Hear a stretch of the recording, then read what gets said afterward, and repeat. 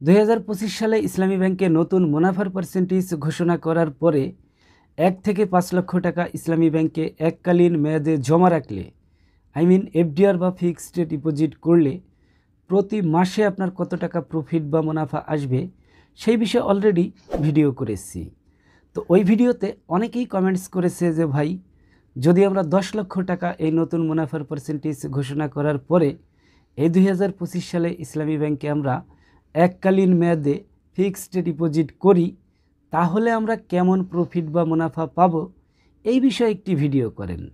তো আজকের এই ভিডিওতে তুলে ধরার চেষ্টা করব, আপনি যদি ইসলামী ব্যাংকে 10 লক্ষ টাকা এই 2025 সালে এককালীন মেয়াদে এফডিআর বা ফিক্সড ডিপোজিট করেন, তাহলে প্রতি মাসে আপনার কত টাকা প্রফিট বা মুনাফা আসবে। তো শুরুতেই একটি রিকোয়েস্টে থাকবে, ভিডিওটি ফেসবুক থেকে দেখলে অবশ্যই আইডিটি ফলো দিয়ে রাখবেন। ইভেন যদি ইউটিউব থেকে দেখেন অ্যান্ড চ্যানেলের একদমই নতুন দর্শক হন, তাহলে অবশ্যই চ্যানেলটি সাবস্ক্রাইব করে বেল আইকনটি প্রেস করে রাখবেন ইসলামী ব্যাংকের এইরকম ইন্টারেস্টিং ভিডিওগুলি সবার আগে দেখার জন্য। ওকে, তাহলে চলুন সরাসরি মূল ভিডিওতে।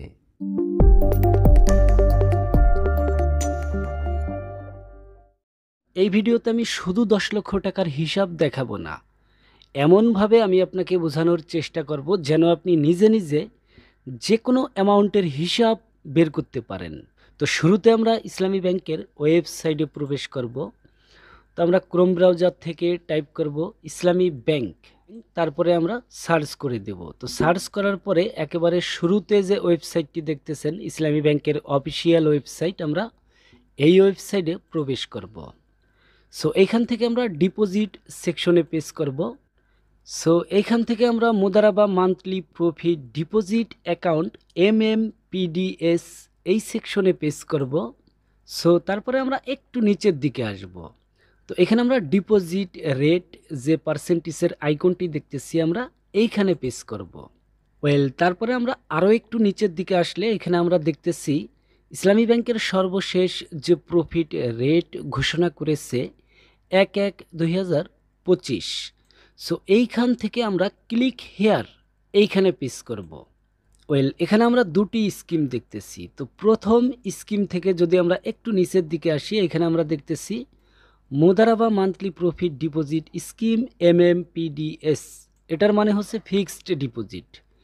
আর নিচের স্কিমটি যদি আমরা ওপেন করি, এখানে আমরা দেখতেছি সর্বপ্রথম মুদারাবা টার্ম ডিপোজিট, এটার মানে হচ্ছে এফডিআর। তো এফডিআর এবং ফিক্সড ডিপোজিটের মধ্যে একটু পার্থক্য আছে। যেমন এফডিআর আমরা 1 মাস থেকে 36 মাস অবধি করতে পারবো, এবং ফিক্সড ডিপোজিট আমরা অনলি 2টি মেয়াদে করতে পারবো, যেমন 5 বছর এবং 3 বছর। মেয়াদের পাশাপাশি কিন্তু আমরা মুনাফার পার্সেন্টেজও দেখতেছি। তো 5 বছর মেয়াদে আমরা মুনাফার পার্সেন্টেজ পাইতেছি 12.00%, এবং 3 বছর মেয়াদে আমরা মুনাফার পার্সেন্টেজ পাইতেছি 11.00%। তো এখন মূল বিষয় হচ্ছে, আমরা এই মুনাফার পার্সেন্টেজ হারে যদি ইসলামী ব্যাংকে এই 2025 সালে 10 লক্ষ টাকা জমা রাখি, মানে ফিক্সড ডিপোজিট করি, তাহলে আমাদের প্রতি মাসে কত টাকা প্রফিট বা মুনাফা আসবে, এই বিষয়টি এখন আমরা একটু বোঝার চেষ্টা করব।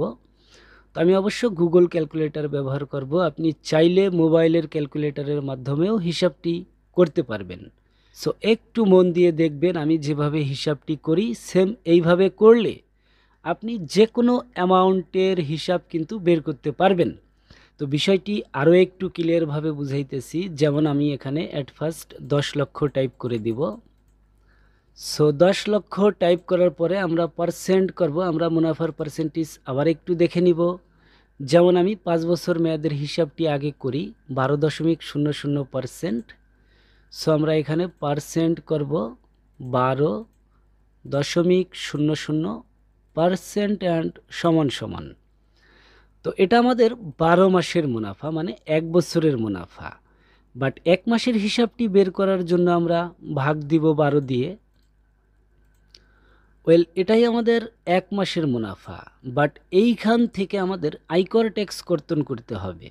তো আয়কর ট্যাক্স কি, এটা নিয়ে আমাকে অনেকেই প্রশ্ন করে। মূলত আপনার ইনকামের উপরে প্রতি বছরে সরকারকে একটি ট্যাক্স দিতে হবে। তো আয়কর ট্যাক্স কিন্তু সবার জন্য প্রযোজ্য নয়।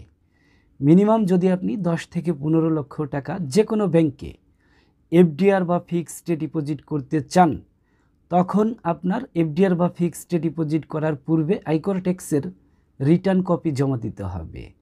তো অনেক ব্যাংকেই কিন্তু 10 লক্ষ টাকার কম অ্যামাউন্টে করলে আয়কর ট্যাক্সের রিটার্ন কপি জমা দেওয়া লাগে না। এনিওয়ে, যেহেতু আমাদের আজকের টপিক 10 লক্ষ টাকা, মানে আমরা 10 লক্ষ টাকার হিসাব বের করব, সেই সুবাদে আমরা এখান থেকে আয়কর ট্যাক্স কর্তন করব 10%। মানে যদি আপনি আয়কর ট্যাক্সের রিটার্ন কপি জমা দেন, সেই সুবাদে আপনার আয়কর ট্যাক্স কর্তন করা হবে 10%। আর যদি আপনি আয়কর ট্যাক্সের রিটার্ন কপি জমা না দেন, সেই সুবাদে আপনার আয়কর ট্যাক্স কর্তন করতে হবে 15%। তো আমরা এখান থেকে ডিরেক্টলি 10% মাইনাস করব, মানে আয়কর ট্যাক্স আমরা আরও 10% মাইনাস করে দেব। ওয়েল, আমরা যদি এই মুহূর্তে 2025 সালের এই নতুন মুনাফার পার্সেন্টেজ ঘোষণা করার পরে ইসলামী ব্যাংকে 10 লক্ষ টাকা ফিক্সড ডিপোজিট করি, 5 বছর মেয়াদে জমা রাখি, তাহলে প্রতি মাসে আমাদের 10 লক্ষ টাকায় প্রফিট বা মুনাফা আসবে 9,000 টাকার মতো। আর এখানে অনেকে আমাকে প্রশ্ন করে যে ভাই, প্রতি মাসেই কি আমরা মুনাফার টাকা উঠাইতে পারবো? না ভাই, প্রতি মাসেই আপনি মুনাফার টাকা উঠাইতে পারবেন না। কমপক্ষে প্রতি 3 মাস পর পর আপনি মুনাফার টাকা উঠাইতে পারবেন। তো 3 মাস পর পর আমরা কত টাকা উঠাইতে পারবো? বিষয়টি খুবই সহজ। যদি আমরা এটাকে 3 দিয়ে গুণ করি, তাহলে বেরিয়ে আসবে 27,000 টাকার মতো মুনাফা পাবো। আর সর্বশেষ যে কমেন্ট আমাকে আমার অনেক প্রবাসী ভাইরা করে যে ভাই, আমরা বিদেশ থেকে ইসলামী ব্যাংকে কি এফডিআর বা ফিক্সড ডিপোজিট করতে পারবো কি না? আর আমার একটি সেভিংস অ্যাকাউন্ট আছে, ওই অ্যাকাউন্টে যদি আমি 10 লক্ষ টাকা বা 5 লক্ষ টাকা আমি জমা রাখি, আমি যদি ওই টাকা না উঠাই, তাহলে কি আমি ওই টাকায় কোনো প্রফিট বা মুনাফা পাবো কি না? না ভাই, সেভিংস অ্যাকাউন্টে কোনো ধরনের মুনাফা দেয়া হয় না। তবে বিদেশ থেকে আপনি ইসলামী ব্যাংকে এফডিআর বা ফিক্সড ডিপোজিট করতে পারবেন যদি আপনার ওইখানে ইসলামী ব্যাংকের কোনো প্রতিনিধি থাকে। অনলাইনের মাধ্যমে, সেলফিন বা আই ব্যাংকিংয়ের মাধ্যমে আপনি ইসলামী ব্যাংকে কোনো এফডিআর বা ফিক্সড ডিপোজিট করতে পারবেন না। আই হোপ পুরো বিষয়টি আমি আপনাদের বোঝাইতে পারছি। বাট এরপরও যদি আপনার বুঝতে কোথাও কোনো সমস্যা হয়, অবশ্যই কমেন্ট সেকশনে জানাবেন, আমি অ্যান্সার দেওয়ার চেষ্টা করব। তো আজ এই পর্যন্তই, দেখা হচ্ছে নেক্সট কোনো ভিডিওতে। তত সময় ভালো থাকবেন, সুস্থ থাকবেন। আল্লাহ হাফেজ।